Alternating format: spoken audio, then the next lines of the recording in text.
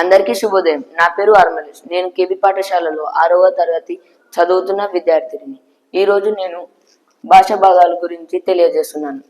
భాషా భాగాలు 5 రకాలు: నామవాచకం, సర్వనామం, విశేషణం, క్రియ, అవ్యయం.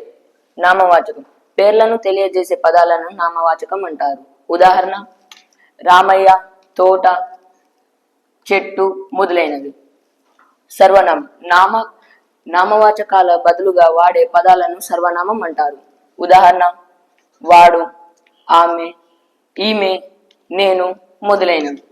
విశేషణం నామవాచకాల యొక్క కాని సర్వనామం యొక్క కాని గుణాలను తెలిపే పదాలను విశేషణం అంటారు. ఉదాహరణ: అవి ఎర్ర గులాబీ, ఇది పెద్ద సూట్ కేస్. క్రియ కర్త చేసే పనిని తెలిపే పదాలను క్రియ అంటారు. ఉదాహరణ: పావని పాట పాడుతున్నది. అవ్యయం లింగ వచన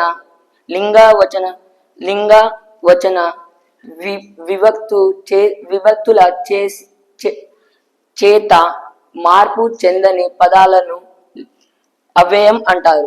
ఉదాహరణ: అక్కడ, అయ్యో, ఓహో, ఎలా, ఆహా. ధన్యవాదాలు.